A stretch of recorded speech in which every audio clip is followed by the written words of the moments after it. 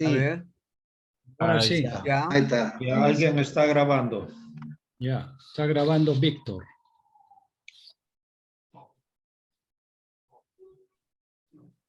Bien, entonces, como les decía, algunos de ustedes me preguntaron o me pidieron que informara sobre mi estadía en España y eso es lo que voy a hacer ahora, ya no en privado para cada uno de los que me preguntaban, sino para todos.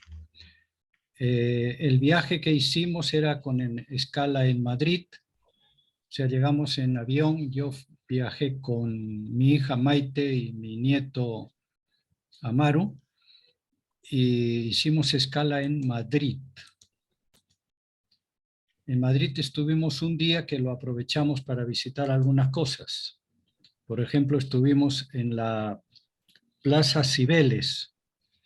Ahí estoy con mi nieto, recién ha cumplido 11 años, justo lo celebró en España, su cumpleaños. La Plaza Cibeles es emblemática en Madrid porque aquí cuando el Real Madrid campeona, acá hay la gran celebración en toda esta plaza, o cuando gana la selección española también, ¿no? A la Madrid. Sí, pues.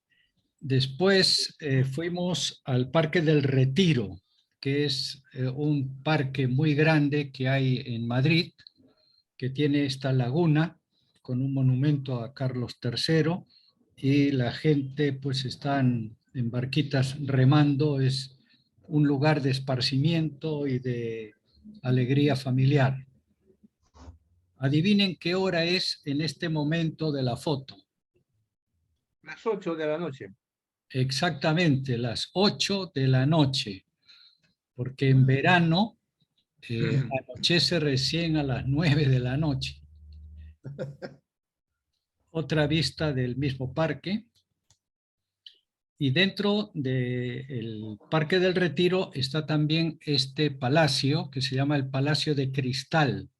En este palacio se realizan exposiciones, conferencias y últimamente le están dando mucho espacio dentro de este palacio al tema ecológico, a la preservación de la tierra y hablar sobre el cambio climático.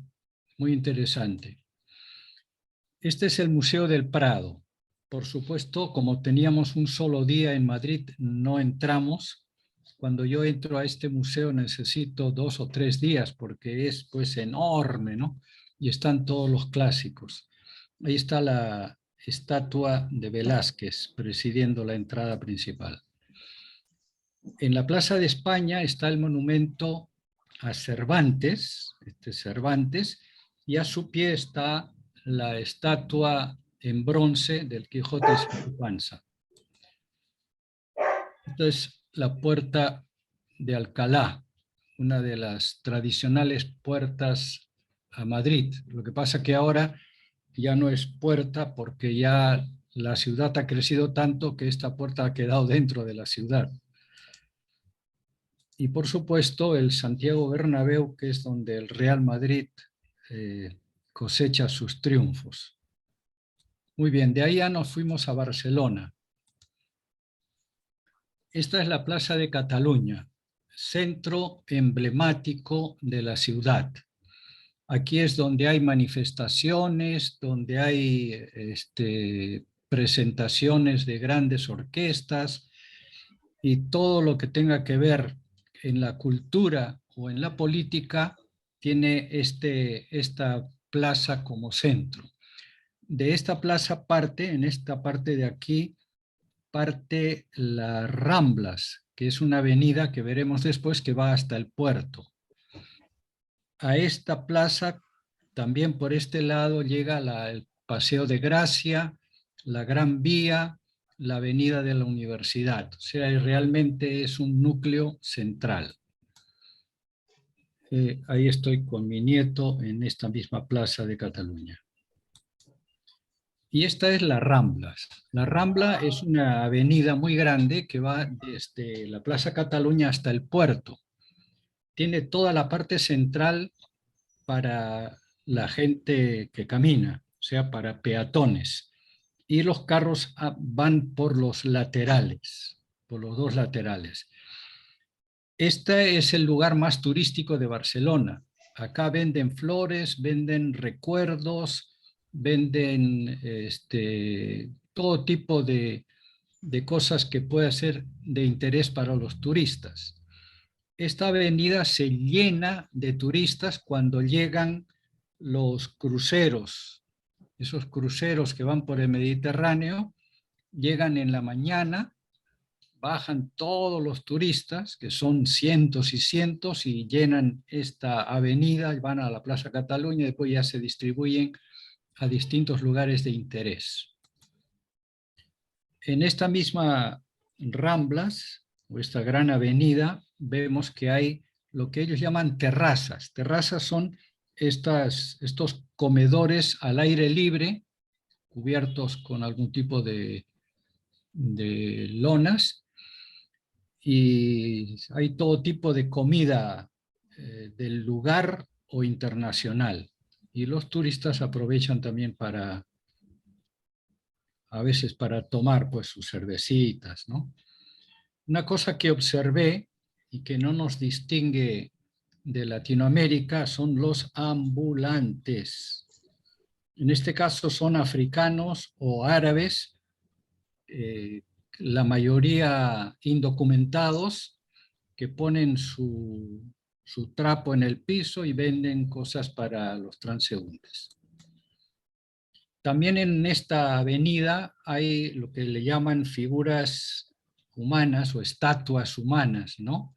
Algunas muy curiosas y enigmáticas, como esta que tiene 4 manos y que parece que estuviera en el aire, que es un personaje de los cómics, y este marinero que no se sabe dónde está sentado y que es la admiración de todos los que pasan. Estas figuras humanas son, pues, generalmente son migrantes que se dedican a eso y viven de eso, ¿no? Al final de las Ramblas llegamos al monumento a Colón, que es un monumento bastante grande, tiene algo de 20 metros de altura y por dentro de la columna hay un ascensor y arriba hay capacidad hasta 12 personas que pueden ver la ciudad por un lado y el puerto y el mar por el otro. Esta es la visión del puerto desde la base o desde la parte superior del monumento a Colón. Vemos que el puerto es visitado, es transitado, es un lugar turístico, es un lugar de paseo. Hay aquí una isla, todo esto de acá es una isla donde hay supermercados, restaurantes, hay un acuario y un museo. Y aquí pues la gente va por acá y se pasa el día divirtiéndose acá en el puerto. Esta parte es la parte de los yates deportivos o de entretenimiento, ¿no? Porque más atrás, acá se logra ver, hay los yates de los multimillonarios, que son unos yates pues fabulosos, ¿no? En los días que yo estuve había 2 yates de multimillonarios rusos que estaban embargados, no los podían sacar del puerto. Este edificio de aquí es la Capitanía del Puerto.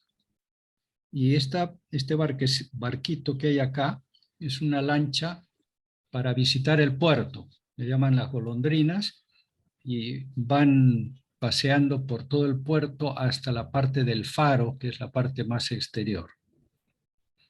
Acá hay una torre metálica de donde parte un teleférico que veremos más tarde. Esta es otra vista de la parte de los yates deportivos. Lo mismo, porque suele haber regatas y suele haber campeonatos, ¿no? Son los yates de los pobres. Sí, pues esos no son muy caros, ¿ah? Eso es, ¿Ah, no? los caros son los de los multimillonarios que están en la parte de atrás. Esta es la segunda torre del teleférico que llega y después parte hacia el cerro de Montjuic, que queda en la parte, digamos, de la costa de Barcelona. Pero aquí lo que quiero que vean es esto de acá, que no es un edificio, esto es un barco, en realidad es un crucero, de los llamados cruceros del Mediterráneo. Son como 10 pisos de camarotes a todo dar y por supuesto tiene sala de baile, cine, piscina, varios restaurantes, etcétera, ¿no? O sea, tiene de todo. Es como una ciudad flotante. Por supuesto, a bordo tiene policía del barco, tiene médicos, etcétera, ¿no?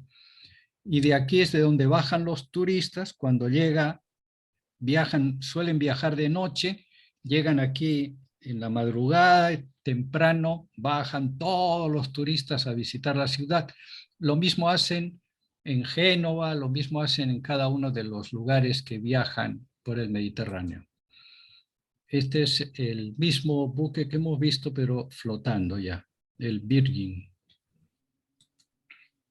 Y este es el teleférico que les decía, que parte del lado opuesto del puerto y que va hasta este cerro, que es el cerro de Montjuic, que quiere decir monte de los judíos, porque al final de la Edad Media los judíos se concentraban en este cerro.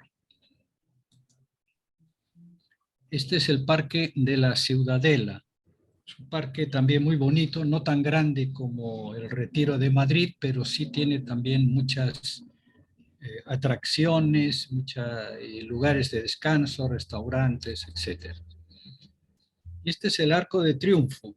A diferencia de los arcos de triunfo que vemos en otros lugares construidos por los romanos en pura piedra de cantera, este Arco de Triunfo ha sido construido con puros ladrillos y es también una figura emblemática de Barcelona. Este vendría a ser el Paseo de Gracia, acá está el Teatro Liceo. El Paseo de Gracia es pues un paseo enorme que atraviesa toda la ciudad, muy grande, y es donde hay las grandes tiendas para la gente que tiene plata, ¿no? Boutiques y todo tipo. También en este paseo quedan algunas casas hechas por Antonio Gaudí, del que hablaremos después. Primero hablemos de un paisano mío y tocayo, Salvador Dalí. Ustedes, por supuesto, conocen mucho de Dalí. Yo tuve la oportunidad de volver a visitar el Museo Dalí, que queda en Figueres, en Figueras. Este es el museo que él lo ha decorado a su estilo, ha puesto unos huevos, ha puesto acá, estos son como panes, todo lleno de panes, ¿no? Y hay una cúpula enorme. En fin, él era un pintor medio loco, que yo personalmente pienso que no era loco, se hacía el loco porque eso le redituaba mucha plata, ¿no? Mucha gente va a visitar este Museo de Figueras, Museo Dalí de Figueras, pero si no has comprado la entrada por lo menos 15 días antes, por más que ruegues no te dejan entrar. En este museo y en muchas otras cosas que se visitan hay que comprar por internet la entrada mucho tiempo antes, porque se agota la capacidad de recibir visitas. Dalí. Este es el salón principal del Museo Dalí. Hay un mural enorme hecho por él. Hay algunas figuras también hechas por él. Este es el famoso cuadro de una mujer, un desnudo de mujer pero que si uno entorna los ojos puede ver la figura de un presidente de Estados Unidos. Este es el cuadro. Si ustedes entornan sus ojos, van a ver un rostro. Lincoln. Lincoln, exactamente. ¿Sí? Bueno, pues esas son las locuras que a él le gustaba hacer. También trabajó el tema religioso. Tiene bastantes cuadros de tipo religioso, como estos Cristos. Su modelo principal era Gala, su esposa, que la vemos aquí como la Virgen al pie de la cruz, y aquí como la Madonna, ¿no? Son cuadros pintados por él. Este es el Cristo de Lampurdán. Este es un cuadro de la etapa anterior, de la primera etapa de Dalí, cuando recién estaba estudiando en la Escuela de Bellas Artes de Madrid, donde no terminó, se hartó de que le dieran demasiadas pautas, se salió, pero en esa época pintaba lo que llamamos figurativo, ¿no? Este es un cuadro famoso, ahí estoy con mi nieto en una de las salas, ¿no? Ese cuadro es este, se llama Leda Atómica. La modelo es su esposa, Gala, y tiene, pues, le gustaba pintar a las cosas medio flotando en el aire, ¿no? Como pueden ver, todas las cosas están, incluso el ave típica de esta diosa Leda, diosa griega, ¿no? Bien. Este es Galatea de las Esferas, otro personaje, pero él, fíjense cómo le gustaba pintar las cosas, bueno, pues a su estilo. Salvador Dalí y yo tenemos varias cosas en común. Los dos somos catalanes de nacimiento, los dos nos llamamos Salvador, los dos somos pintores, pero él se hace el loco y yo no tanto, pues, ¿no? Estos son los relojes que se chorrean, con las consiguientes hormigas también por ahí. Y esta es la tumba de Salvador Dalí, que está justo en ese mismo museo, ¿no? Ahí está enterrado él. Otro personaje de Barcelona es Antonio Gaudí. Él era arquitecto, ¿no? Una de las obras que tiene en el Paseo de Gracia es la Pedrera, que es un edificio de departamentos para familias, pero construido totalmente con piedra de cantera. Y la piedra está trabajada en forma muy redondeada y tiene unos fierros forjados en los balcones que también son una maravilla. En la parte superior hay unas chimeneas, porque en tiempo de Gaudí todavía no había calefacción eléctrica, sino todo era con leña.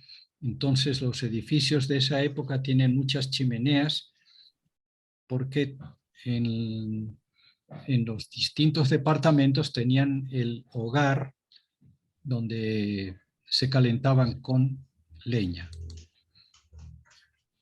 Esta es otra obra de Antonio Gaudí, que se llama el Parque Güell. Es el primer lugar del mundo donde se trabajó con mayólicas quebradas, rotas, que después ha sido imitado en muchos lugares, entre otros en Lima, en el Parque del Amor. Pero esto tiene... Huancayo también.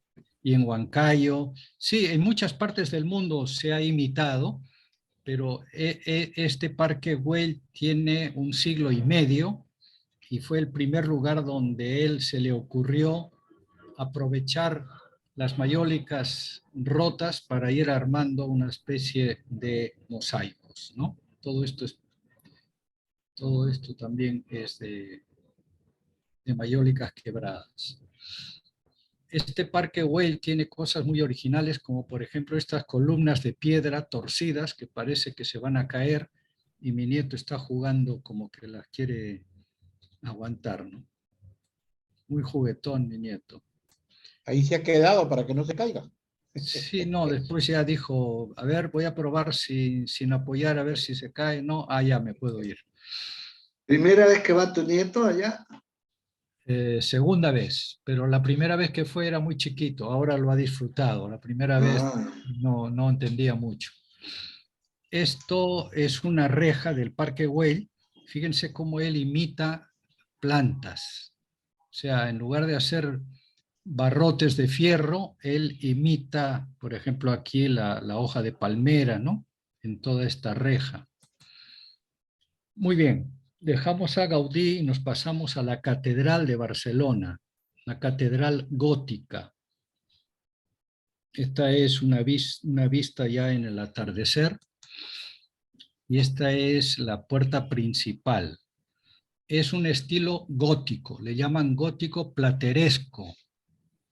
También otros le llaman gótico florido, porque tiene bastantes adornos. El gótico original que veremos después en otra iglesia de Barcelona es de menos adornos y más centrado en la espiritualidad.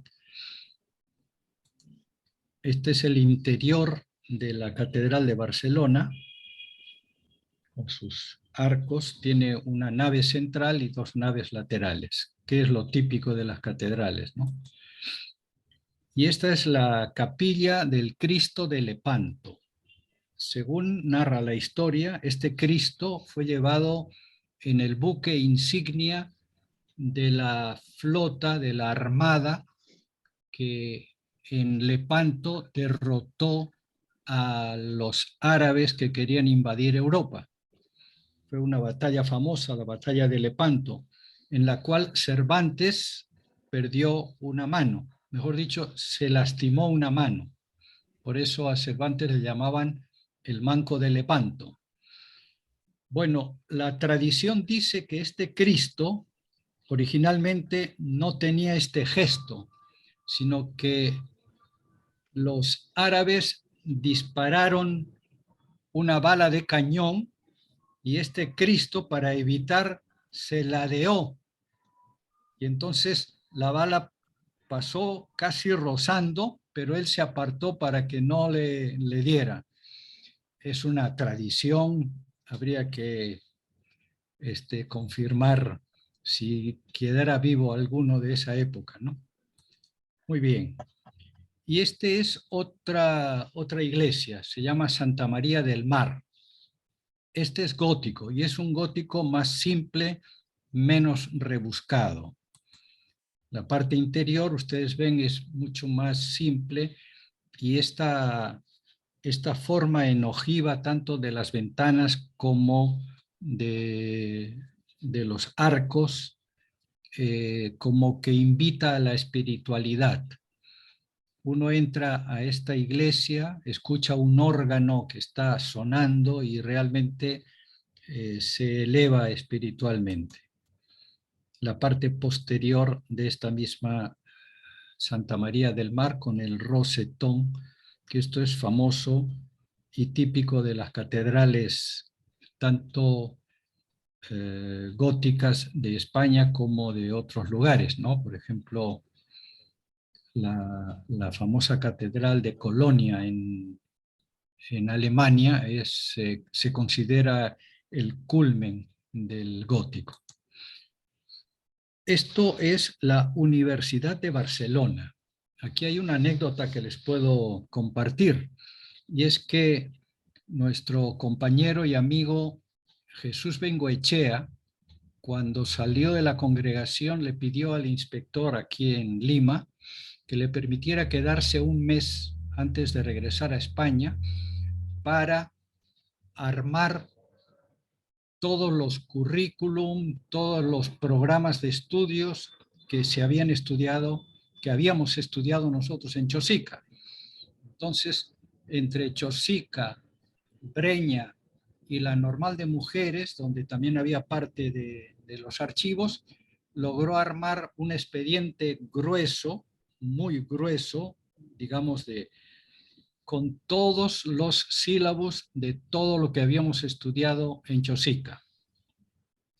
Entonces, cuando regresó a España, fue a la Universidad de Barcelona, mostró lo que habíamos estudiado y el catedrático que lo atendió para convalidar esos estudios en Barcelona, en España, le dijo que nosotros estudiábamos en 4 años 2 carreras de 5 años de la Universidad de Barcelona. Claro, porque nosotros en Chosica no hacíamos otra cosa más que estudiar, pues, ¿no? Estudiar y jugar pelota o hacer un poco de teatro, pero... Y entonces nos dieron, a todos los que presentamos, nos dieron el título de licenciados en educación con posibilidad de ejercer en educación en toda España. Esa es la anécdota.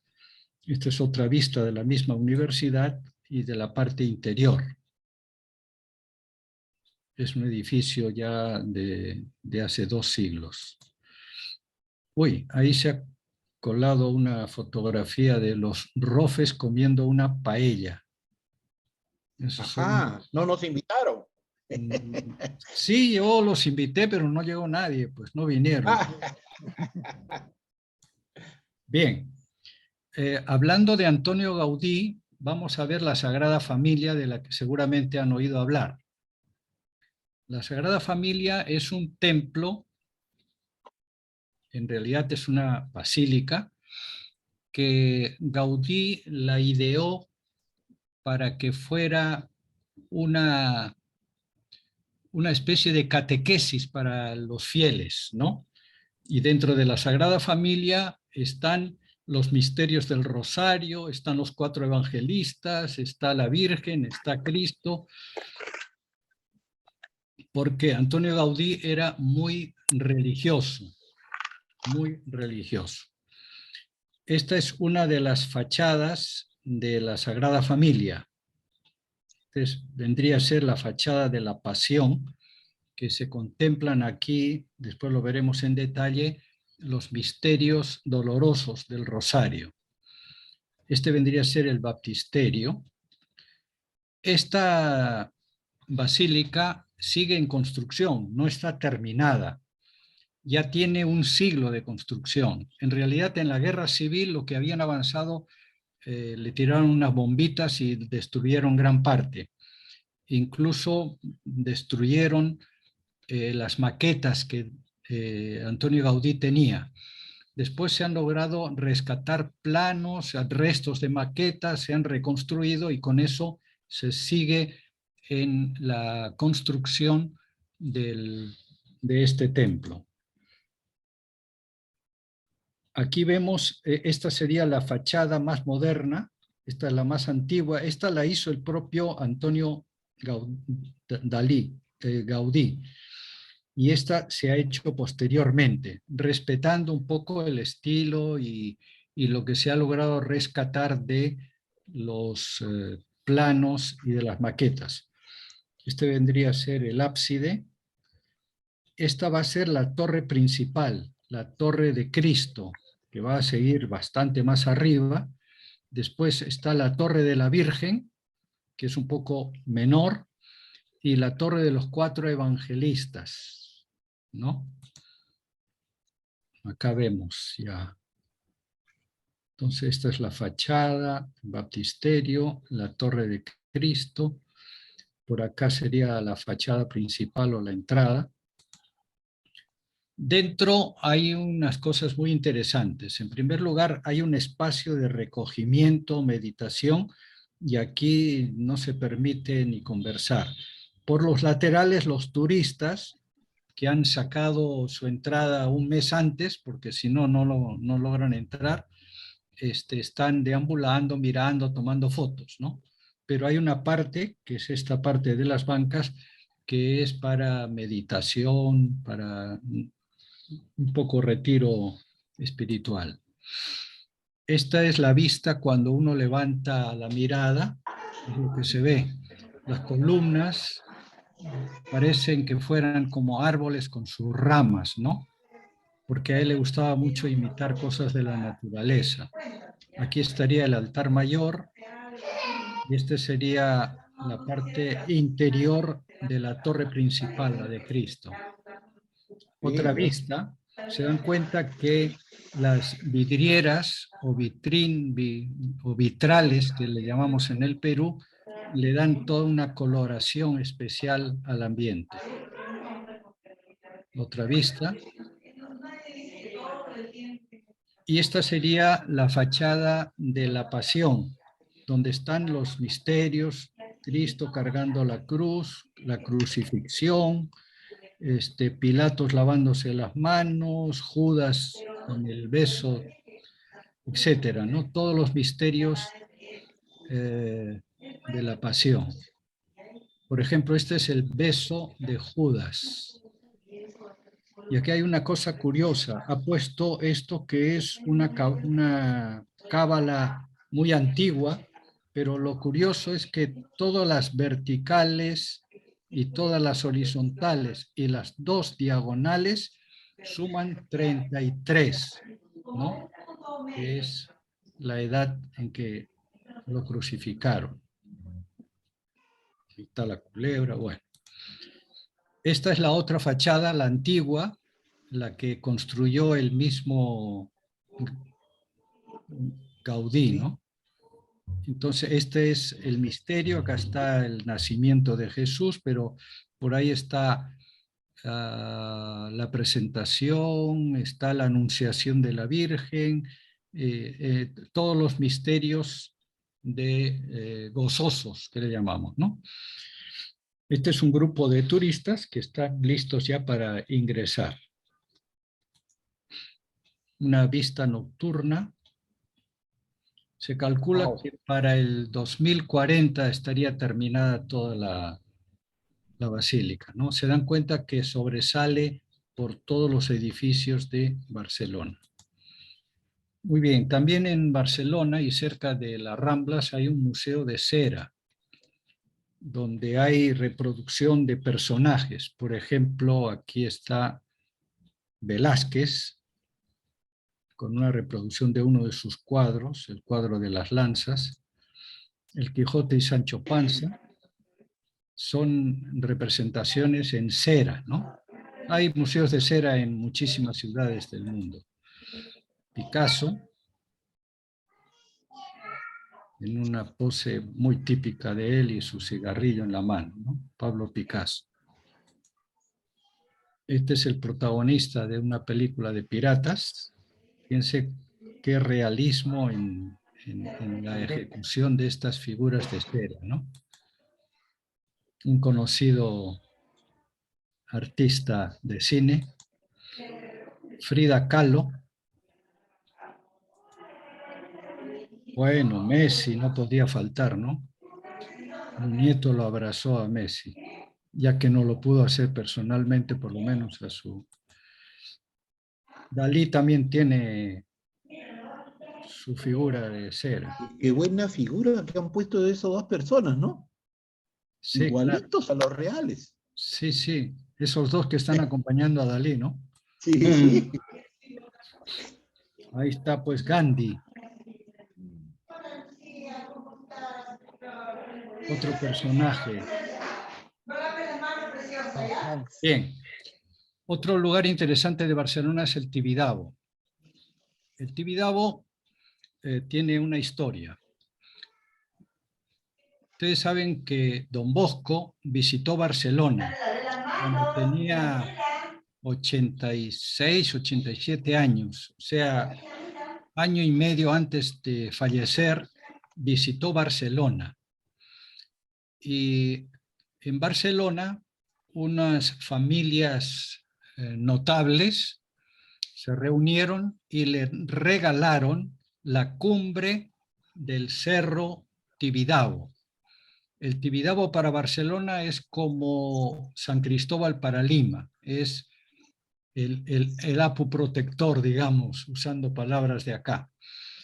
Ese cerro es emblemático y en la cumbre le regalaron para que construyera una ermita.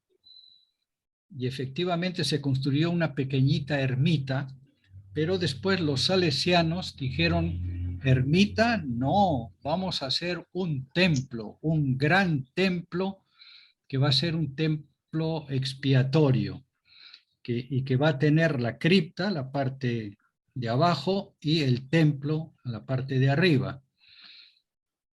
Eso se ha construido a lo largo de unos 30 años. Yo recuerdo cuando era alumno en el colegio, comprábamos unas estampillas que las pegábamos en un afiche que cuando se completaba se veía ese templo terminado, pero todavía no estaba terminado, estaba recién, solo había construida la primera base, la cripta. Y todos los colegios salesianos aportaban y muchas familias, etcétera, había colectas y se logró ir construyendo a lo largo de 30 años. Se coronó con una estatua, una imagen del Sagrado Corazón que tiene como 7 metros de alto en bronce. Esta es otra vista del templo en la cumbre del Tibidabo, ¿no? Y este es el Cristo en bronce, que está bañado en color de oro, pero es de bronce, ¿no? De noche se ilumina, claro. Y esta es la cripta, lo primero que se construyó, donde hay muchos mosaicos. Hay una capilla a Don Bosco, otra a la Virgen de Montserrat, patrona de Cataluña. Pero alrededor del Tibidabo, aprovechando toda la cumbre y parte del cerro, hay atracciones, hay juegos mecánicos como esta montaña rusa terrible y esta otra, esta juega con agua. Muy bien, y de ahí nos pasamos a Montserrat. Montserrat queda más o menos a una media hora de Barcelona y es un cerro típico, viene a ser un macizo rocoso de roca sedimentaria erosionada por el viento y por el agua y que tiene esta presencia. Es un cerro único en el mundo porque no hay otro que se le parezca. Sí hay cerros rocosos, pero no con esta apariencia, porque el tipo de roca ha permitido que el viento y el agua lo vaya erosionando en estas formas que algunos descubren figuras como suele pasar. En la parte central de este cerro está toda esta construcción que es una basílica y un convento. No, convento no, un monasterio, porque son monjes benedictinos. Y aquí se venera a la Virgen de Montserrat, que se le ha puesto ese nombre porque fue en este sitio donde se la encontró. Cuenta la historia que a esta imagen románica, las vírgenes románicas siempre las muestran sentadas con el niño en sus rodillas, ¿no? Son del tiempo del estilo románico. Esta virgen la escondieron en una cueva cuando los árabes durante 7 siglos estuvieron dominando gran parte de España. Entonces, para que los árabes no la destruyeran, la escondieron en una cueva de este cerro. Y posteriormente, cuando ya después de la Reconquista, unos pastorcillos vieron unas luces extraordinarias en un lugar del cerro, fueron a ver, entraron a una cueva y encontraron a esa imagen de la Virgen, que hoy día llamamos Virgen de Montserrat, patrona de Cataluña. Y esta es la basílica que se ha construido, porque cuando dieron la información de que había una virgen en esa cueva, el obispo de Manresa, la ciudad más cercana, vino con todo un séquito y muchos fieles a rescatar esa imagen. La pusieron en un anda y la querían bajar a Manresa, pero en el camino iban descansando. Llegó un momento en que dejaron el anda y cuando quisieron reemprender la marcha no hubo manera, nadie pudo levantar el anda. Y eso es lo que cuenta la historia, ¿no? Y entonces tanto el obispo como la gente dijeron es que la Virgen lo que quiere es que se la venere en este lugar. Y así fue, ahí se construyó una primera capilla y después se ha construido todo lo que vemos ahora, que es ya mucho más moderno, pero ahí se venera a la Virgen de Montserrat. Esta es la fachada de la basílica, que es un estilo medio renacentista, ¿no? Desde la basílica se ve esta vista. Este es un hotel y lo demás son albergues para peregrinos, ¿no? Que hay gente que va y pasa varios días porque hay muchas excursiones a través de todo el macizo, todo el cerro de Montserrat. Entonces el ábside, o sea, la parte de atrás de la basílica.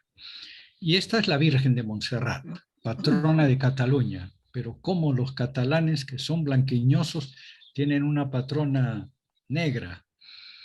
Pues bien, no se sabe muy bien por qué la Virgen de Montserrat es negra, la Virgen y el Niño.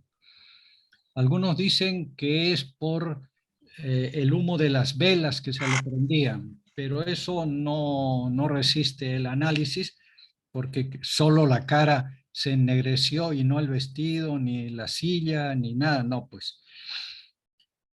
Más bien, algunos dicen que tiene que ver con una fascícula del Cantar de los Cantares que dice nigra sum sed formosa, negra soy pero hermosa. En fin,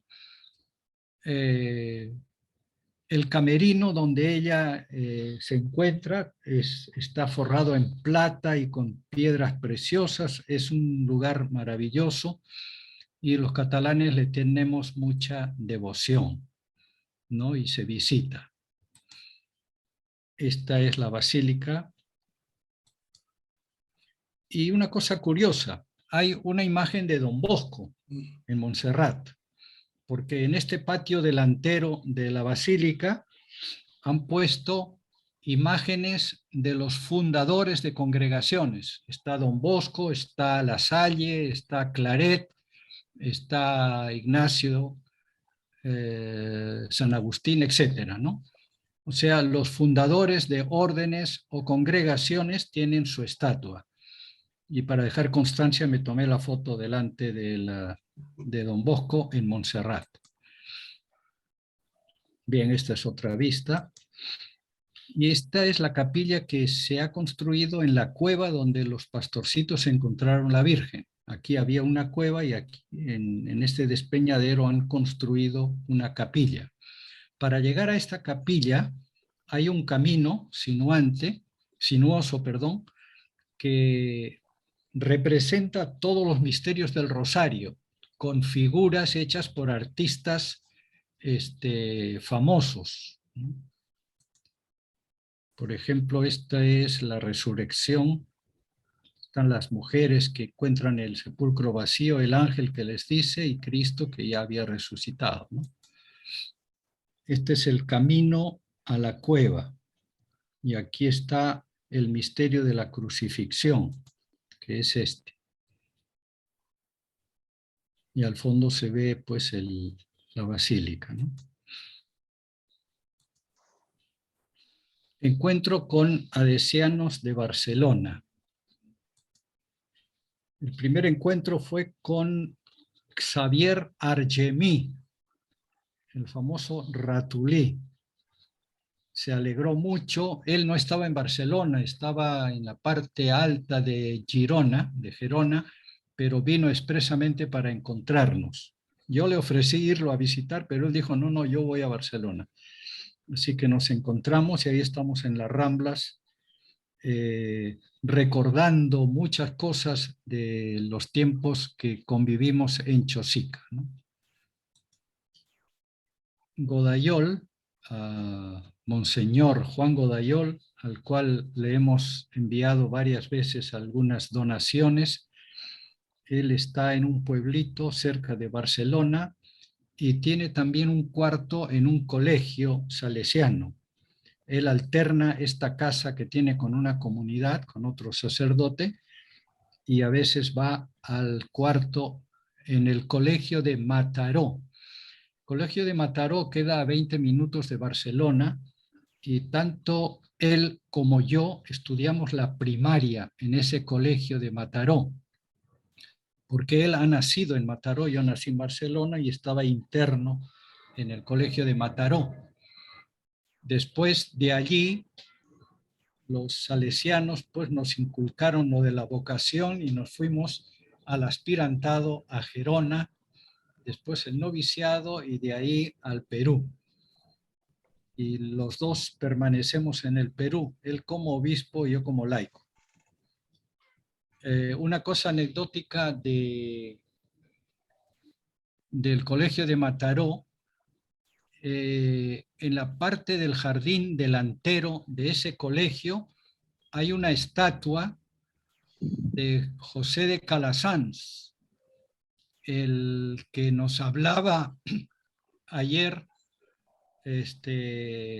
Pío García, Manuel García, nos hablaba de los mártires de la Guerra Civil Española. Uno de ellos fue José de Calasanz, que había sido inspector en el Perú.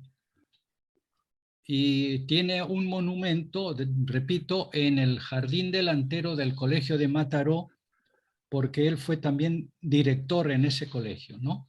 Y cuando se celebraron las bodas de oro del colegio, que yo estaba como alumno antes de ir al aspirantado, se hizo esa estatua y se inauguró justo en las bodas de oro del colegio. Acá está Juan Godayol, el que habla, y mi hermano menor, Tony, que no parece menor, pero lo es. Miren, acá estamos los tres hermanos, los tres que quedamos. En realidad los Rofes éramos 5. El mayor, que es el menor, y después había 2. El segundo, que falleció hace varios años, y mi mellizo, que ha fallecido hace año y medio. Son los 3 sobrevivientes de los 5 Rofes. Y ahí nos pasamos a Navarra, con Maite, con Amaru. En Navarra hemos pasado por Pamplona. Este es el ayuntamiento, o sea, ¿cómo le llaman aquí? La municipalidad. Allá le llaman ayuntamiento de Pamplona. Esta es la ciudadela. En realidad Felipe II, que era un rey que tenía muchas posesiones, tenía miedo de los franceses, porque los franceses amenazaban conquistar España. De hecho, la conquistaron después con Pepe Botella.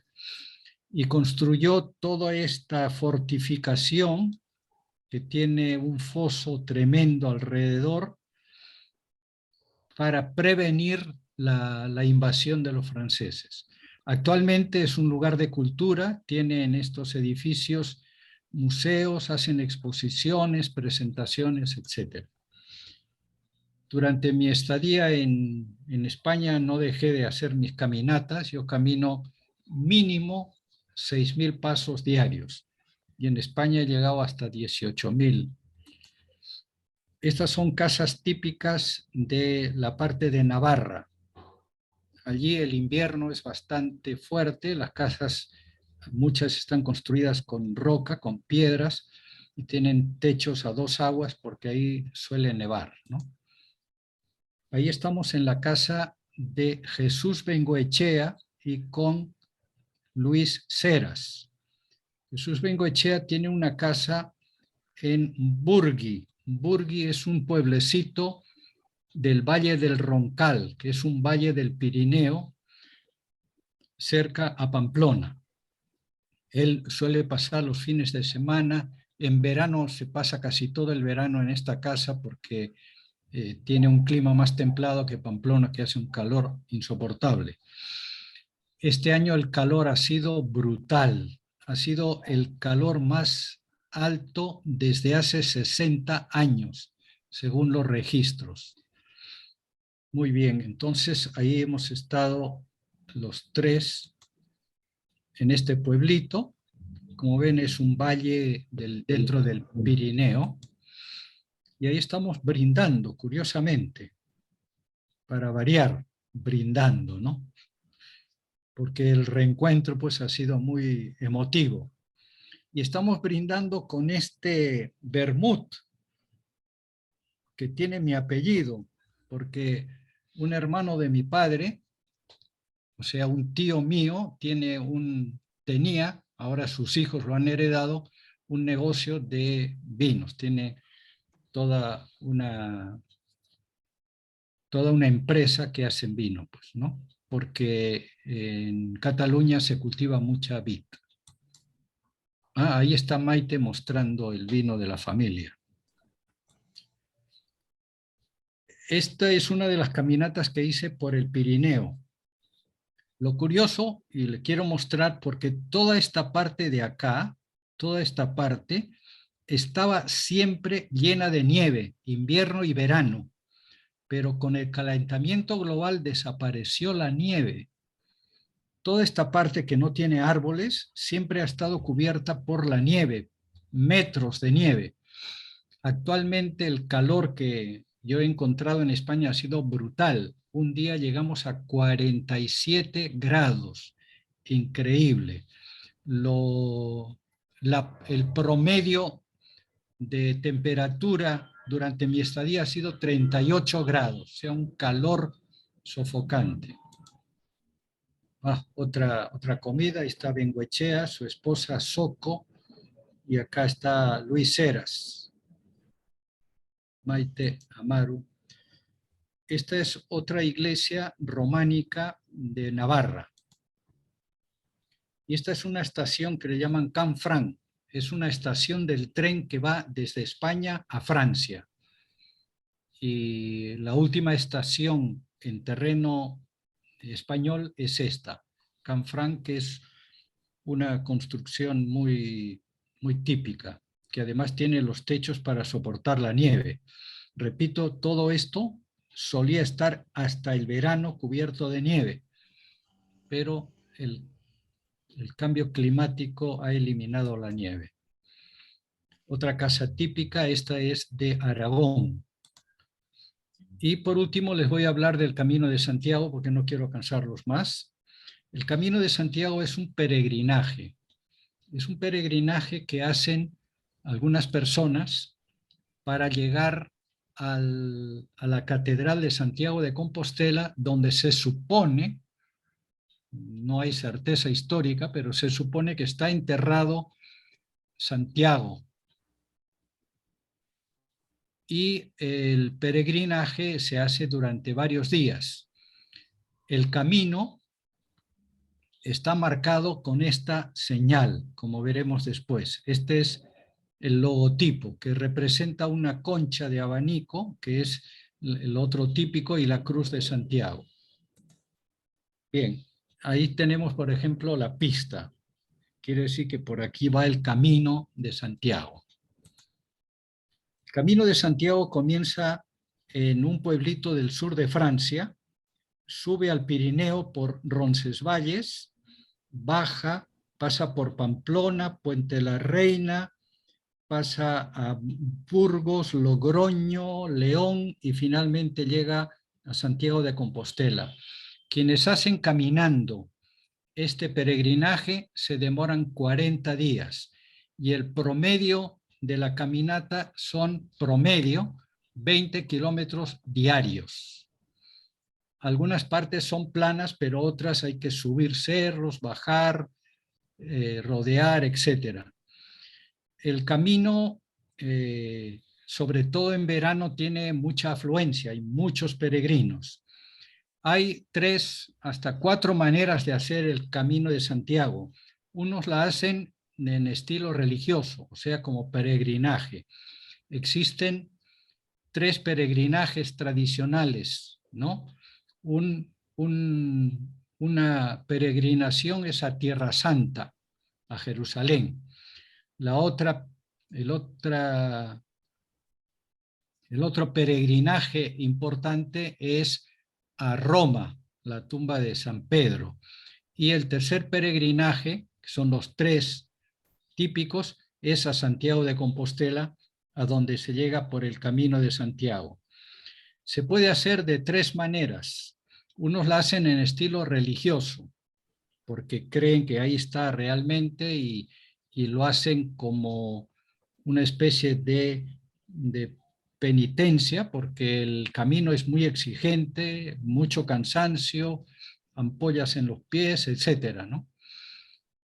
Otros lo hacen en bicicleta y también es válido. Y por último, otros lo hacen a caballo y hay caballos en las distintas posadas a lo largo del camino para ir reemplazando, ¿no? Los que lo hacen en carro, eso no vale.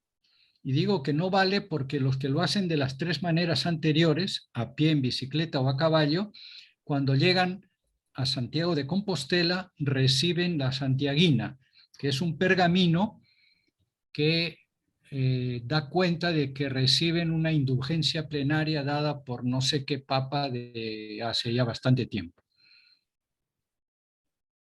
Pero hay otros que no lo hacen en estilo religioso, sino lo hacen como aventura.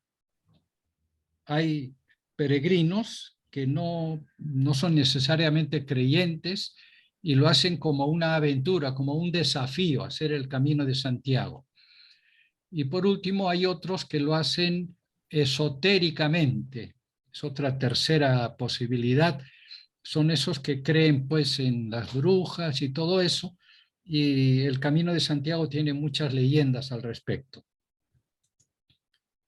Ahí vemos peregrinos en plena caminata y la señal típica, otro peregrino, más peregrinos. En Castiello de Jaca, que es donde tiene su casa Luis Seras, pasa por ahí el Camino de Santiago en la versión de Aragón y dice elementos patrimoniales, iglesia de San Miguel Arcángel, servicios al peregrino, alojamiento, albergue, hotel, casas rurales, camping, área de descanso, con fuente, etc. Otros servicios, consultorio médico. Resulta que a lo largo de todo el camino hay albergues. Estos albergues no cobran por dormir en el albergue. Son bastante modestos, pero uno duerme en una cama y no te cobran por ello. Sí te cobran si consumes comida, porque también tienen su cocina en cada albergue, y si consumes la comida la pagas. Y si lavas tu ropa, y obviamente hay que lavarla porque sudan un montón y hay que ir renovando la ropa porque van con mochila y no pueden llevar muchas cosas, porque tienen que llevar harta agua y la ropa fundamental, pues, ¿no? Entonces, en esos albergues no pagas por dormir, pero sí pagas por comer o por lavar la ropa. Más peregrinos se dan cuenta que el camino puede subir a un cerro, bajar a un valle, volver a subir, etc. Hay tramos que son mucho más exigentes que otros. En las partes planas, pues es menos exigente. Puente de la Reina, a lo largo del Camino de Santiago se cruzan ríos y hay puentes, por ejemplo este que es del tiempo de la Edad Media, ¿no? Es un puente construido en la Edad Media, se llama Puente de la Reina. A lo largo del camino hay castillos y hay iglesias construidas en el mismo Camino de Santiago. ¿Y construidas por quiénes? Por una especie de monjes guerreros que se llamaban los templarios. Los templarios fue una orden de religiosos soldados que querían rescatar la ciudad de Jerusalén y el templo de Jerusalén. Por eso llamaban templarios. Pero aquí en el Camino de Santiago hicieron sus iglesias que tienen una planta octogonal típica de los templarios. Estos templarios eran guerreros y eran sanguinarios.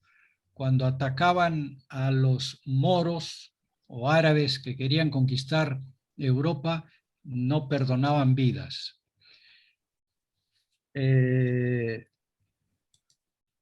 Otro templo.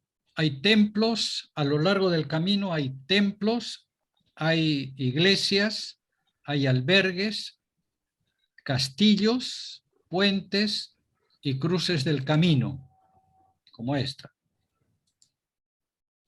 Finalmente se llega a la Catedral de Santiago, de un estilo churrigueresco, como pueden ver. Ahora, la historia del origen del Camino de Santiago se remonta al tiempo de Carlomagno.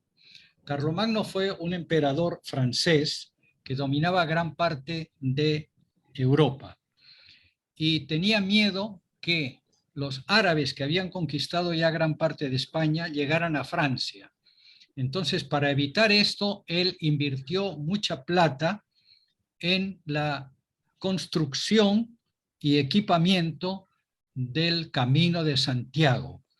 El Camino de Santiago para Carlomagno era la línea que los árabes jamás debían atravesar para que no llegaran a Francia, lógicamente.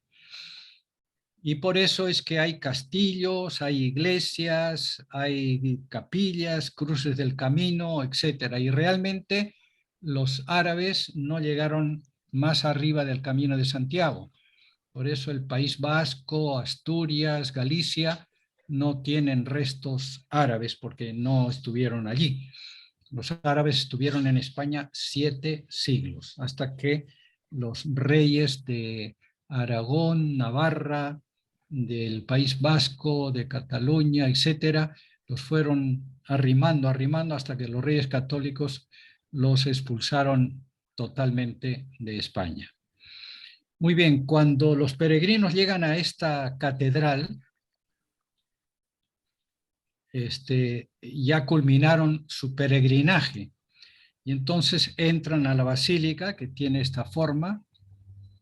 Por dentro es gótica, por fuera es churrigueresca, y adentro hacen la misa del peregrino a las 10 de la mañana. En esa misa hay un incensario, ese objeto que todos conocemos para el incienso de la liturgia, pero resulta que el incensario de Santiago de Compostela es de este tamaño, es del tamaño casi de una persona.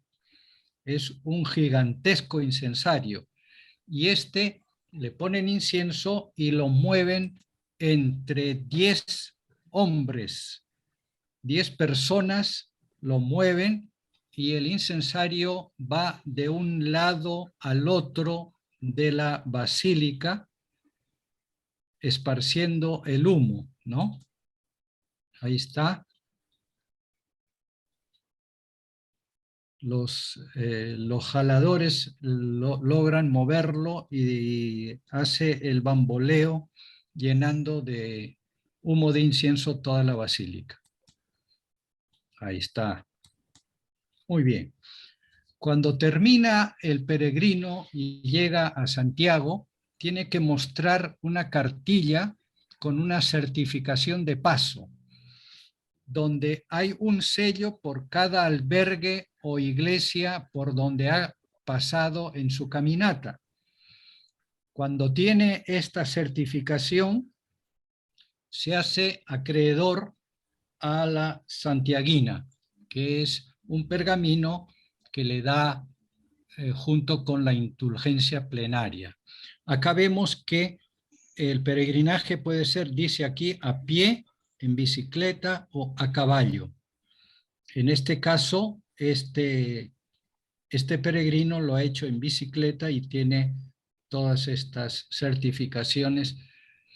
No hay que hacer obligatoriamente todo el camino de Santiago. Puedes hacer un camino más corto, pero el mínimo son 100 kilómetros. O sea, más o menos 5 días, porque el promedio son 20 kilómetros por día. Entonces, ese es el camino corto que va desde Obradeiro, ya en Galicia, hasta Santiago, en 5 días. Hay otros caminos de Santiago, aparte del que yo he explicado, que es el camino que parte de Madrid. Hay otro camino que parte de Portugal. Incluso hay uno desde Inglaterra, que hay una parte que la hacen en barco, obviamente. Y esta es la santiaguina, que dice algo así en latín, ¿no? Capitulum huius alme apostolice et metropolitane ecclesiae compostelane sigilli altaris beati Jacobi apostoli custos ut omnibus, bueno, etcétera, etcétera. No quiero marearlos, pero ahí con todas las firmas, el que recibe esta santiaguina tiene una indulgencia plenaria, que quiere decir que le perdonan todos los pecados hasta ese momento, no los del futuro, solo los del pasado. Bueno, espero no haberlos cansado. Muchas gracias. Muchas gracias, Salvador. Interesantísimo. Una pregunta, Salvador. ¿Cómo va a ser Dios con las indulgencias plenarias, si es a pie, a caballo o bicicleta?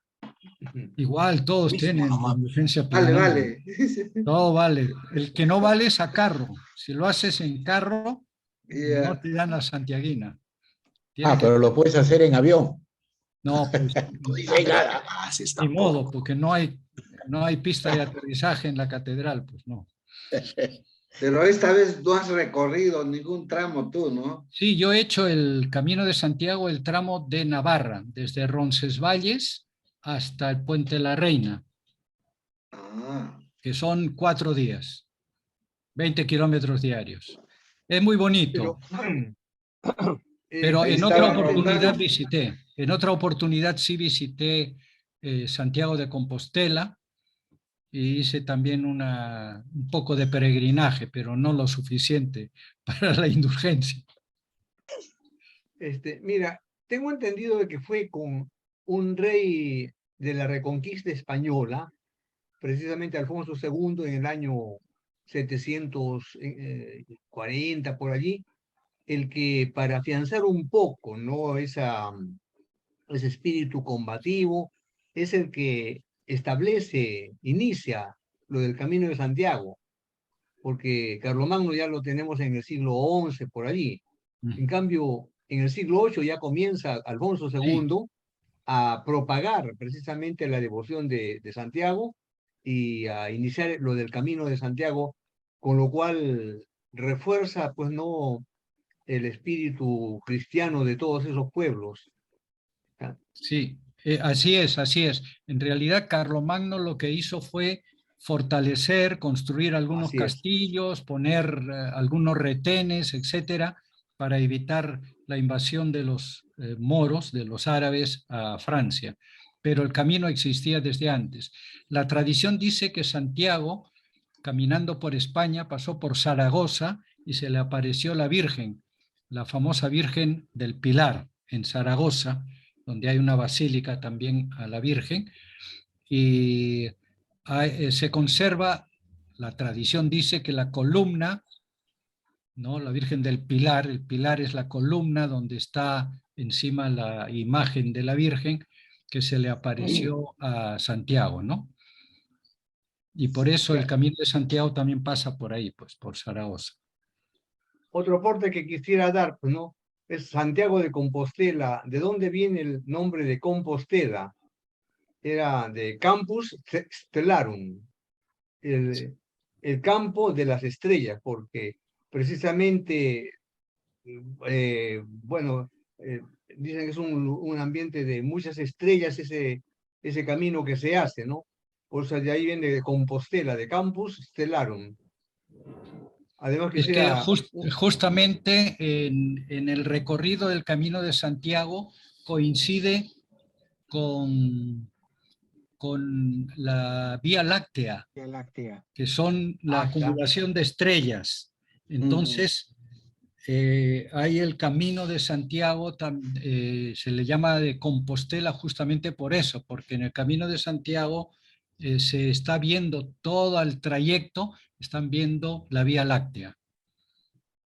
Y luego, permítame compartir una experiencia personal, ¿no? Precisamente donde vive mi hija, ahí está en el Camino de Santiago, así que todos los días veía a la gente que peregrinaba, muchas veces hemos dado hospedaje a peregrinos en una noche lluviosa, pedían y como allí había un amplio jardín, ahí ponían sus carpas y pasaban la noche, pues, ¿no?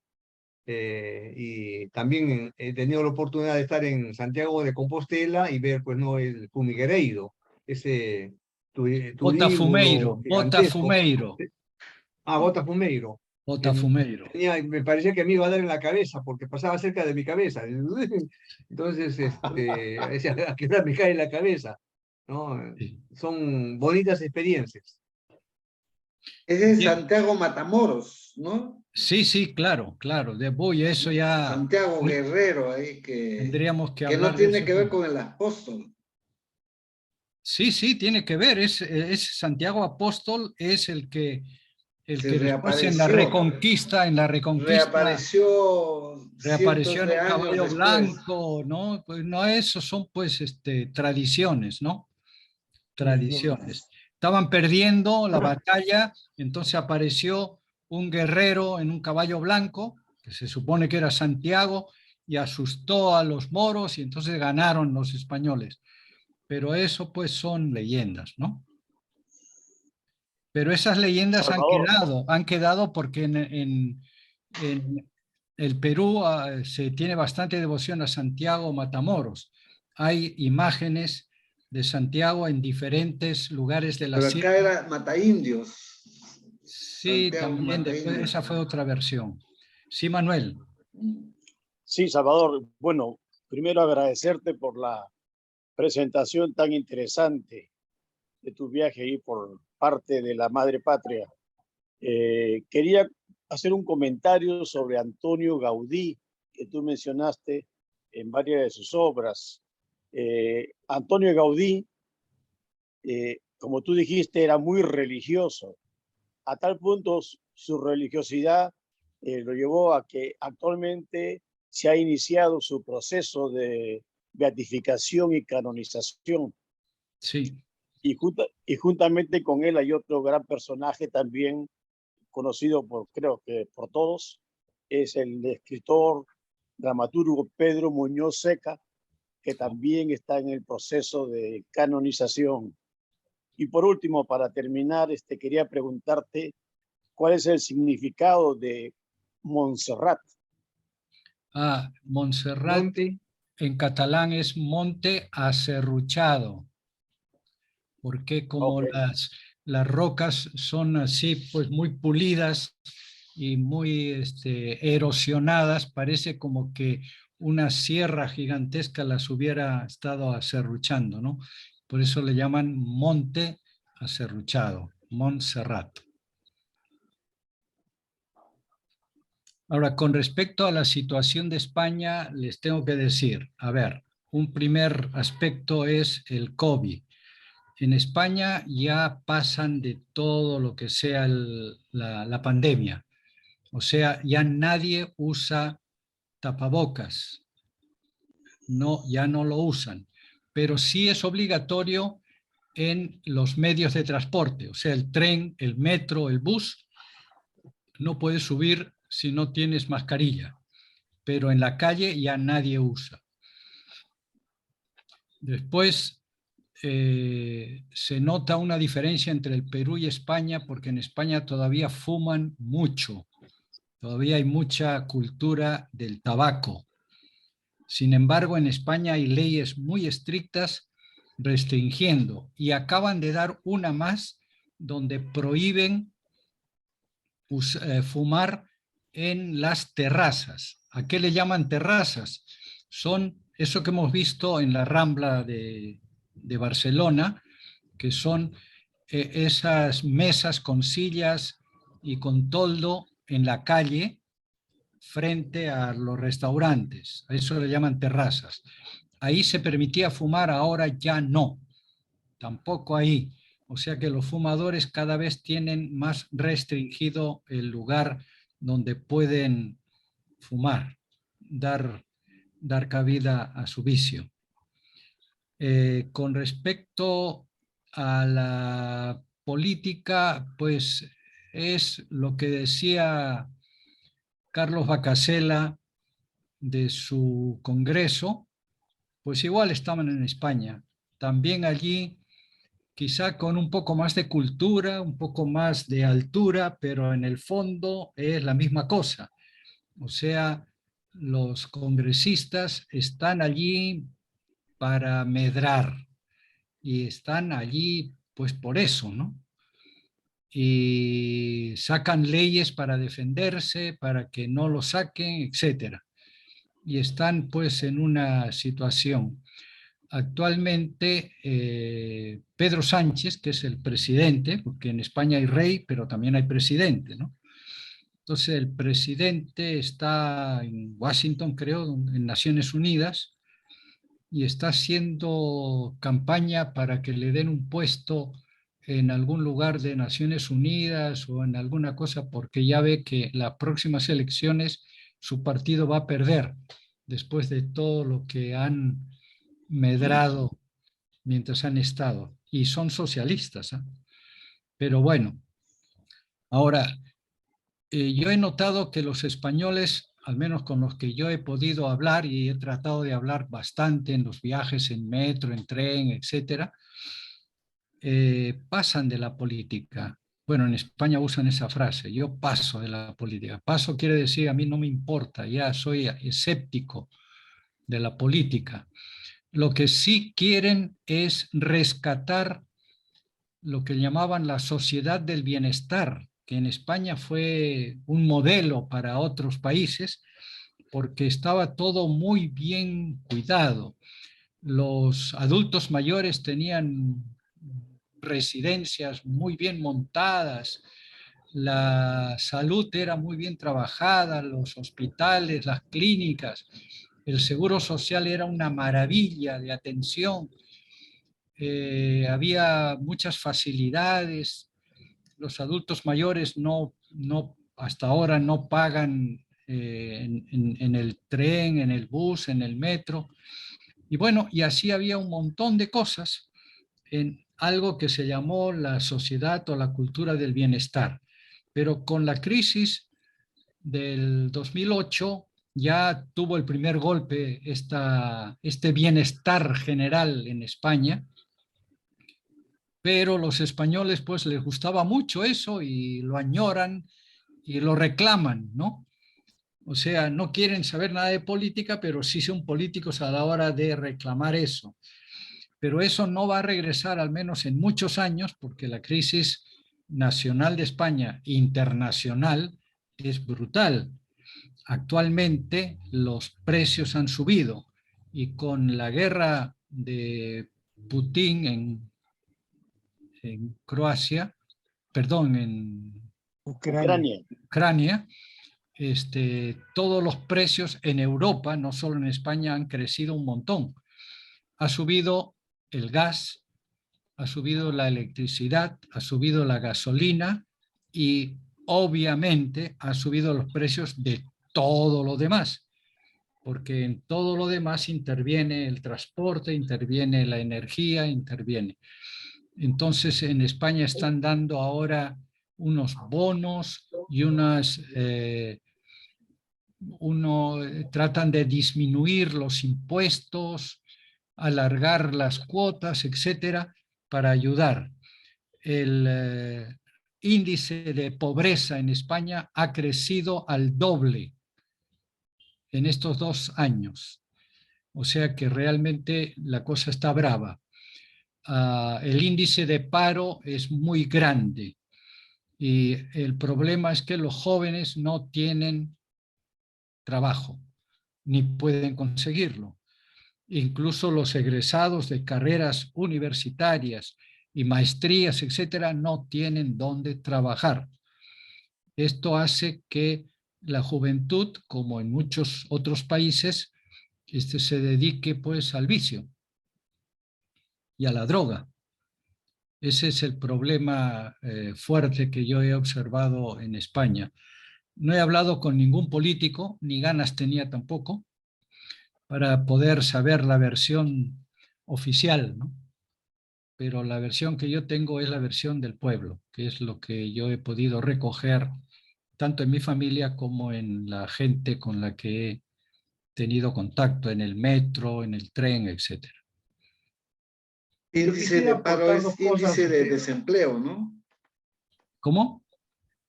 Sí, no entendí tu pregunta. Ya, índice de paro es índice de desempleo, Ah, ¿no? sí, allá le llaman Perdón. índice de paro al desempleo. Quisiera aportar algo de Adelante. las impresiones que me ha causado España, pues, ¿no? La demografía. La población española va decreciendo mientras que los inmigrantes van aumentando. Dentro de poco España va a ser más Anciano. musulmana que europea, pues de arraigo antiguo. Eso es algo preocupante. Mírate, la cultura española va a desaparecer y va a entrar una nueva cultura. No solamente en España, sino en Europa, por esta razón de el control de la natalidad y cuestión y el bienestar, ¿no? Y tantas otras cosas. Por uno que nace en España, nacen 10 de los inmigrantes. Y el otro punto también que he notado es esa caída en picada que tiene en España de cristianismo. Ahora, antes el aire que se respiraba en España era un aire cristiano, en el saludo, en el modo de hablar, etc. Hoy en día es un aire completamente ateo. Digamos, es difícil encontrar un creyente hoy en día allí en España, ¿no? Hasta las leyes, no sé, me parece contra toda libertad ¿no? Se prohíbe que se tengan crucifijos en los colegios, en las aulas, no, cosas que me parece ridícula, porque está bien, a nadie se lo obliga, pero tampoco se le puede prohibir. En algunas autonomías es eso, ¿eh? Bueno, casi generalizada, ¿no? Bueno, es la impresión que yo he tenido el tiempo que he estado en España. Ahora tengo oportunidad de, bueno, ir frecuentemente a España porque prácticamente se ha convertido pues en mi segunda patria, ¿no? Porque ahí está mi hija y está mi nieto. Así es que tengo que ir frecuentemente y te digo, esas impresiones he tenido, además de la que tú has aportado. Sin hablar no quiero meterme tampoco en el campo político porque también esa es una cuestión muy delicada, pues, ¿no? Con respecto a la demografía, les cuento una anécdota. En un pueblito cerca de Palafrugell, en Gerona, en Girona, en ese pueblito había una escuelita y llegó un inspector del Ministerio de Educación y avisó a los padres de familia que el siguiente año se iba a cerrar la escuela porque no había suficiente cantidad de niños y los niños tenían que caminar a un pueblo cercano donde sí había todavía la escuela. Tenían que caminar como 8 kilómetros. Pero, ¿qué pasó? Una señora del pueblo que tenía buenos recursos y tenía una casona grande con un amplio jardín y tenía un jardinero que curiosamente era peruano. Este jardinero pues le trabajaba su jardín y muy bien. Entonces, enterada la señora que al siguiente año iban a cerrar la escuela, llamó al jardinero y le dijo, oye, ¿tú tienes familia en Perú? Sí, tengo familia en Huancayo. ¿Y cuántos hijos tienes allá? 3. Tu esposa y 3 hijos. Bien, yo les voy a pagar el viaje y voy a arreglar los papeles para que vengan. Por unión familiar, porque tú ya tienes residencia, entonces ellos ya pueden venir y efectivamente mandó la plata, mandó los pasajes, la señora y los 3 niños vinieron a ese pueblito cerca de Palafrugell y al año siguiente no se cerró la escuela, pero no se cerró porque había niñitos españoles, sino había 3 peruanitos que lograron que no se cerrara esa escuela, ¿no? Tradicionalmente, yo recuerdo las primeras veces que regresé a España, a los latinoamericanos les llamaban sudacas y era despectivo, era bastante despectivo. Actualmente no, todo lo contrario. Los migrantes latinoamericanos son bienvenidos porque son migrantes que hablan el mismo idioma, tienen creencias parecidas, tienen costumbres y comidas muy parecidas, mientras que los migrantes del Subsahara o de los países árabes que están en conflictos bélicos, los de Nigeria, etcétera, pues son migrantes de otra raza, de otro idioma, de otras comidas, otras costumbres. Entonces, a los latinoamericanos, sean bolivianos, ecuatorianos, peruanos, etcétera, se los mira ya con más simpatía, porque además ellos hacen oficios que a los españoles no les gustan, cuidar ancianos, etcétera, ¿no? Entonces he notado ese cambio de actitud con respecto a los latinoamericanos. Ahora Europa se va a llenar de migrantes rusos que se escapan para no ser enrolados en el ejército de Putin. Ala de cañón. O sea que realmente la cosa está bien, bien brava, ¿no?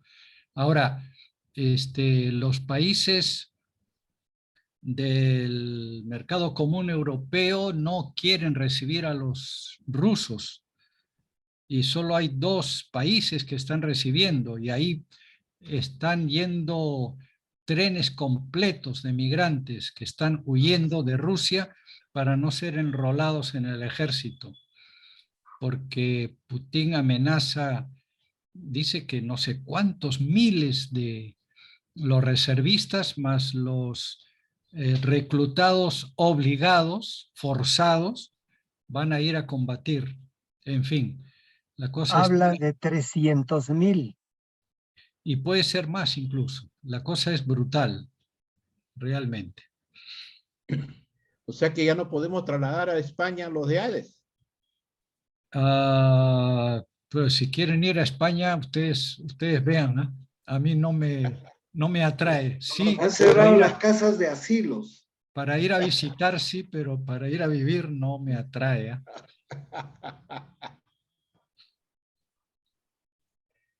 Salvador, Sí. Gracias.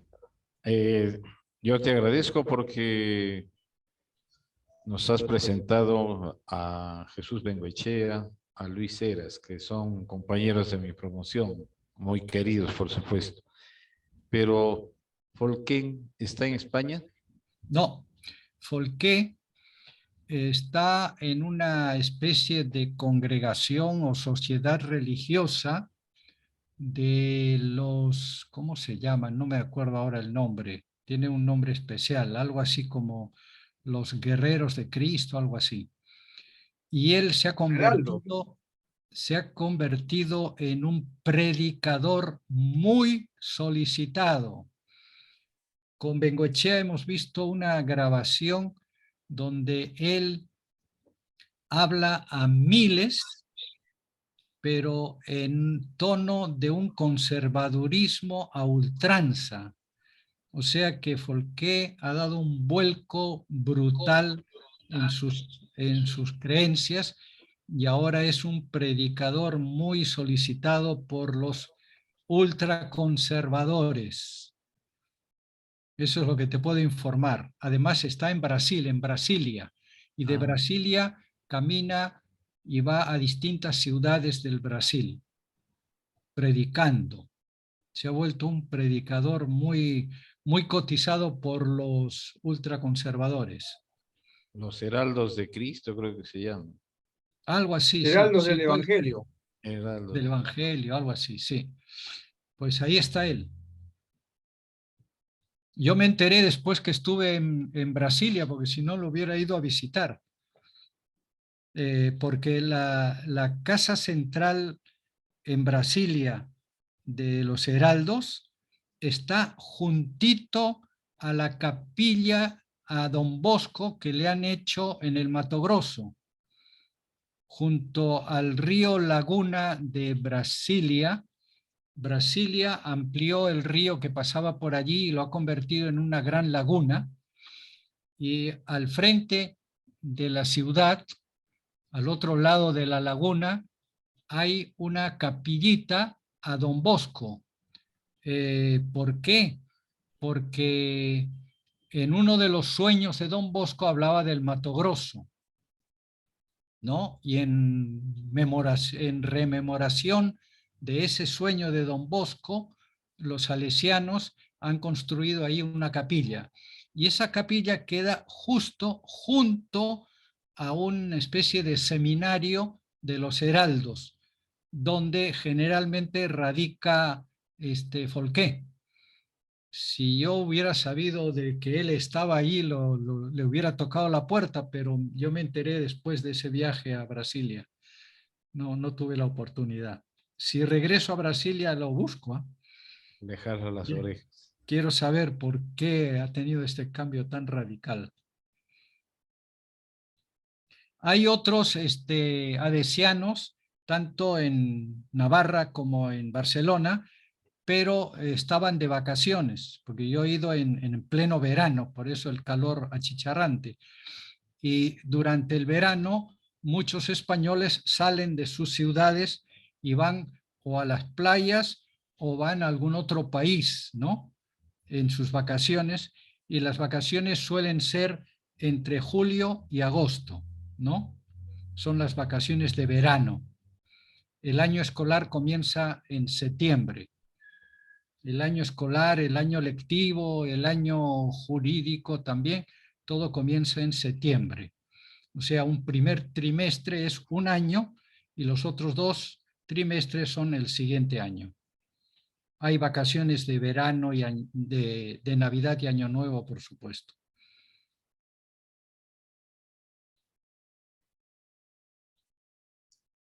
Bueno, el otro domingo Salvador, tenemos que votar. ¿Qué piensan de la votación? O mejor no hablamos de eso. Acá hay una gran verdad. Ninguno de los candidatos tiene ideología. Ninguno de los candidatos son parte del partido. Solo han ido a comprar sus sitios. Los partidos se han vuelto mercantilistas. La verdad que da pena. Pero mirándolo bien, no sé, dentro de los peores males, no sé, por ahí veo a Forsyth que está comenzando a subir y estaría, como decir, mucho mejor que Aliaga y que este general Sturresti. Pero la verdad que esta crisis Ahora, nos en provincias más que partidos son caciques, son líderes locales, pues no necesariamente afiliados a ningún partido. Allí son caciques, pues al menos mi experiencia en Huancayo, en Puno, son caciques que ya pues tienen su arraigo ahí, pues, ¿no? Lo cual no quiere decir que sean muy santos ni nada por el estilo, al contrario, ¿no? No sé, Pequeñas oligarquías. nosotros estamos preparados para poder armar una especie de, no sé, teoría o un diario dentro de lo que es la encíclica del Papa Fraterno Tutti y ir armándolo para poder ofrecer algunos grupos o partidos que realmente se encaminen, ¿no?, por ese camino. Porque en realidad aprovechemos nuestra formación, nuestra calidad, nuestro recorrido, tendríamos que, no sé, un aporte interesante sería en la política con una mirada diferente, ya que ninguno de nosotros tenemos compromisos ni tenemos siquiera un interés específico, ¿no? Nos interesa el país. No sé qué le parece la idea.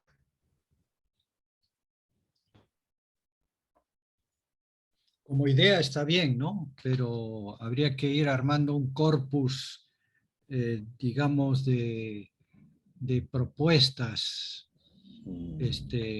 inspiradas en Fratelli Tutti, en fin, ¿no? En poco la tradición social de la iglesia, ¿no? Se puede armar. Si después El, alguien nos lo quiere comprar, qué bacán, ¿no? el problema es el marco legal. Los partidos políticos actualmente con ideas, con programas, no existen. No. Y serían los adversarios, ¿no es cierto? No voy a decir los enemigos porque no hay enemigos sino adversarios. Y estos responden a intereses económicos, intereses personales, ¿no? Y no va a cuajar. Acuérdense, años 60, la democracia cristiana era un partido sólidamente doctrinal. Y no solo eso, sino que tenía un equipo de primera. Haremos memoria de Cornejo Chávez, el mismo Bedoya Reyes, Bobby Ramírez del Villar, en fin. Grundy creo que era. Grundy. Era un equipo. Alaisa Grundy. Alaisa Grundy. Alaisa Grundy. Y seguimos con los nombres, ¿sabes? Porque eran de primera. Sí. Hubo uno que ahorita no me acuerdo de su nombre, economista, que apoyó a Velasco y su idea fue asumida por años después. Él decía, si nosotros les pagamos a los trabajadores estatales sin que vayan a los ministerios, nos ahorramos plata. Pagándoles mensualmente en su casa sin hacer nada, les pagamos y ahorramos plata. Posteriormente fue con otros criterios, pero lo que quiero decir es que no tenemos un marco legal. ¿Y por qué no tenemos un marco legal? Porque no hay educación solidaria. No hay educación comunitaria. Y esto destroza cualquier ideología, cualquiera. Veamos nomás nuestro tránsito, ¿no? Es un problema. ¿Por qué? Porque todos quieren ser los primeros en todo.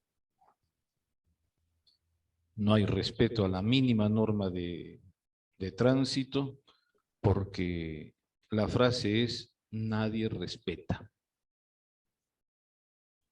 Y si nadie respeta, sin embargo, para reclamar estamos todos, ¿no? ¿Cómo es posible? ¿Qué hace la policía? ¿Por qué no ponen acá semáforos? ¿Por qué no ponen esto? ¿Por qué no ponen lo otro? Si nos hemos dado cuenta, los Andes se han trasladado a las pistas. Tenemos rompemuelles por todo lado. ¿Por qué? Para frenar la velocidad de los conductores. Y aún así, no se respeta. Entonces, y desgraciadamente, esto que se aprende en el hogar está destruido. El hogar está destruido porque los padres de familia y madres de familia tienen horario de ingreso y no tienen horario de salida. Y el que se sale a la hora que debe salir no se identifica con la empresa, por tanto, en la primera se le despide. Y estamos en eso. Ese es el problema fundamental de nuestro país. Hasta que no cambiemos esto, bueno, tampoco se trata de hacer un orden, un primero, un segundo y un tercero, sino hacerlo no en forma lineal, sino en forma simultánea, varios cambios, pero cambios. Ese es mi modesto entender. Perdón, ¿y por qué no ponemos la primera piedra y comenzamos a construir de a poco? Va a haber quien nos escuche, va a haber de repente un pequeño grupo o un gran grupo que puede buscar la forma de combatir o hacer adversario a ese contrario. No perdemos nada, simplemente dejaremos algo para la historia. ¿No? Pienso que deberíamos empezar con la primera piedra. No para tirarla, sino para construir. Sí, bueno, yo he tenido la oportunidad de trabajar en distintos estamentos en la educación. Me faltó educación inicial, después se pasó por toditos. Y he procurado hacer eso. Pero conversando con políticos o ideólogos de todas las doctrinas, me dicen, la política es negociación. Yo te doy, tú me das. ¿Quieres esta ley y yo quiero esta otra? Si quieres que vote por ti, tú votas después por mí. Y o sea, ese bien común, que es uno de los aspectos fundamentales de la política, lo que llamamos vulgarmente el servicio al pueblo, debe estar en el 20º tomo de los políticos actuales y de los políticos que se vienen. Acuérdense, antes de las elecciones yo les decía, ustedes echan la culpa a los políticos, pero revisen los sindicatos. Revisen la inmoralidad que hay en los sindicatos. Muy defensores de los trabajadores, pero revisen las inmoralidades. Y salieron de sindicalistas. Las estamos viendo, ¿no? Las estamos viendo. O sea que es un mal, es un mal. No para que nos sintamos, ¿qué voy a decir?, pesimistas, sino para que vayamos realmente al problema de fondo. Correcto. Eso sería bueno. Siempre se nos ha dicho que tengamos un voto informado y responsable, pero cuando tratamos de informarnos no encontramos casi nada que valga la pena. Entonces, ¿cuál sería la responsabilidad si hay que elegir entre lo malo y lo peor? En este momento, yo me iría por algo que necesita la Gran Lima, pues, ¿no? Una capacidad de gerente, que gerencie, porque no se puede poner a dirigir a la Gran Lima un caudillo que tenga buena voluntad simplemente, ¿no? Sino alguien que tenga mentalidad gerencial y que pueda, ¿no? Planificar bien y llevar adelante lo que planifica. Yo escogería esa capacidad, la gerencial, no la del ímpetu, la de la buena voluntad, la de la improvisación, a lo que venga. Pero ¿quién también sería? hay un Por eso detalle estoy diciendo, importante. estoy expresando ya mi voto con eso. Hay un detalle No importante, ¿no? encontré al gerente yo. Veamos algo importante en este sentido. el hombre perfecto no existe. No existe, ¿verdad? Por ejemplo, ¿no? Hace poco hemos celebrado la fiesta de San Mateo, creo que ha sido. San Mateo era, Publicano. era cobrador de impuestos, ¿no? Sí, Cobrador de impuestos. De El la cobrador SUNAT. la SUNAT, era la SUNAT del Imperio Romano. Para los judíos, el traidor número uno, porque no tenemos más rey que nuestro Dios, eran teócratas. Sin embargo, cuando llega el momento de destinarle a Judas la bolsa de escuálida de los apóstoles, San Mateo nos dice, yo soy entendido, ¿por qué no me dan a mí? ¿No? Y veamos, pasemos la lista de los apóstoles. ¿Por quién elegirían ustedes, así con toda honradez, para que sea el jefe de la iglesia? ¿A Pedrito? ¿A Santiago? ¿A Juan, que uno quería estar a la derecha? Bueno, la mamá quería que uno esté a la derecha y el otro a la izquierda. ¿Qué hizo Jesús con lo que tenía, pues? Con lo que tenía. Porque si vamos a buscar al peruano del nuevo milenio, creo que no lo vamos a encontrar. Porque todos tenemos nuestra tara, pues, acuérdense. Acuérdense del tendón de Aquiles, perdón, del mito de Aquiles, ¿no? Todos tenemos nuestra yaya, por un lado o por otro. Así que buscar al perfecto nunca lo vamos a encontrar. En Arequipa, ¿cómo están de candidatos? ¿Ah? En Lima estamos hasta las patas, peor que nunca. En Arequipa, bueno, por lo menos los candidatos que he visto yo, uno antes jugaba por el Melgar, a otro está jugando por el Piérola, y de repente el próximo año juega por Huracán, por decir, ¿no? Tres agrupaciones de patas que quieren no sé qué cosa hacer con Arequipa. Arequipa tiene un buen canon que le da Cerro Verde. Si existiese Tía María, otra cosa también sería, ¿no? Sin embargo, si bien se ve el adelanto, por ejemplo, se ha logrado unir los distintos pueblos de las zonas altas de Arequipa con, no voy a decir carreteras, con vías afirmadas, pero se han conectado los pueblos.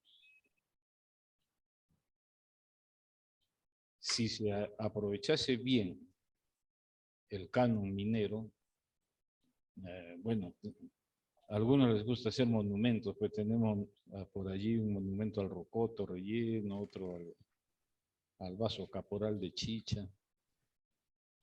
Lo que sí se critica, por ejemplo, es que en Yura hay algunos dinosaurios. Y se critica, pero sepamos que en Yura, en una de las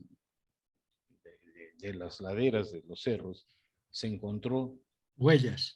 no solo huellas, se encontró un dinosaurio, vamos a decirle, completito, fosilizado. Fósiles. ¿No? Sí, pues fosilizado, ¿no? Completo. Claro, esto se ha callado en 80 idiomas porque no es Lima, pues como van a venir a visitar acá y tendrían que hacer aeropuerto. Mucho se critica la interoceánica del sur, pero la interoceánica del sur tendría que acabar en un puerto Corío, que tiene el declive de la cordillera que penetra en el mar no es oblicuo, es perpendicular. Y entonces allí podrían ingresar barcos de alto tonelaje. Pero ¿cómo le vamos a quitar al Callao pues la supremacía, ¿no? Entonces, hay esas cosas que... Pero ya Chancay le está quitando al Callao. Claro. Pero está pues cerquita de Lima. A ver, digan si no, ¿por dónde hubiera sido más corto el oleoducto? ¿Por Arequipa o por Ica? Por Huancayo. Hubiera sido más... De verdad, por Huancayo. Y Claro, Cusco limita con Junín. Está a la altura de Lima. claro, pero... Lo que pasa es que han buscado una ruta inaccesible para cualquier persona. Han buscado no beneficiar a nadie. O sea, ese es un tubo que lo entierran para exportar todo, ¿no? o para no beneficiar a nadie, o porque los supuestos propietarios de esos terrenos exigían demasiado.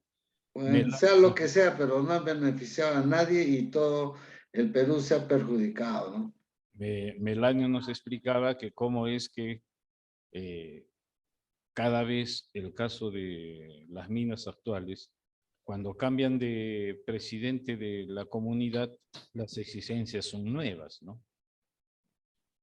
Entonces, hay este tipo de cosas que nos fastidia. Por eso nos falta, si nos falta ser miembros de una comunidad, imagínense lo que significa sentirnos todos peruanos, hermanos, unidos, ¿no es cierto? Cada uno velando por su región, velando por su pequeño patrimonio que la naturaleza le ha dado. Ese es nuestro problema. Ahora diremos, falta educación cívica. Recordemos qué era la educación cívica. Lo quitaron. ¿No? Lo quitaron. Sin embargo, hubo hace años un fenómeno muy importante en Puno. Hay una isla en el lago Titicaca que está más pegada al lado de Bolivia que para Perú. Y los bolivianos empezaron a migrar a esa isla. Bolivianos aymaras. Y esa isla era habitada por peruanos aymaras. Y los bolivianos aymaras quisieron asimilarlo a Bolivia, a esta isla. Y los aymaras peruanos se vieron en la obligación de votarlos. Y lograron expulsarlos, siendo ambos aymaras. Pero yo recuerdo haber recorrido los pueblitos, y seguramente ustedes también, en fiestas patrias, y de los cerros bajan los chiquitos marchando con su bandera peruana.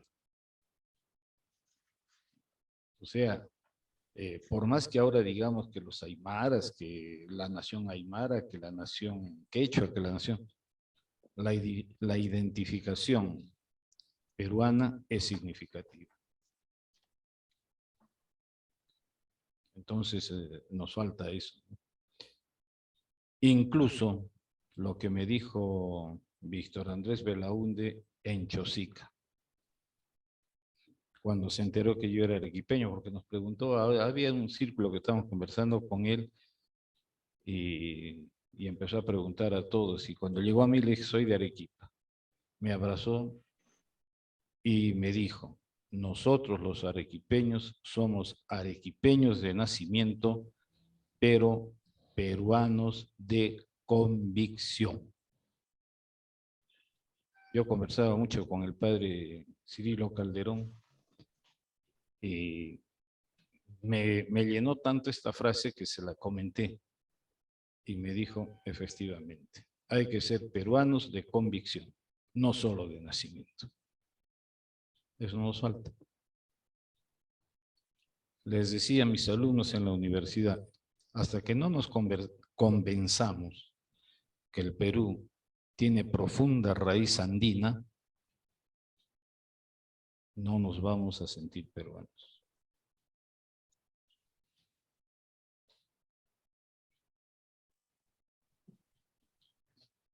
Bueno, muy bien, siendo ya más de las 9, creo que podemos dar por concluida nuestra sesión de hoy día. El próximo viernes volvemos a encontrarnos justo en la vigilia de la votación.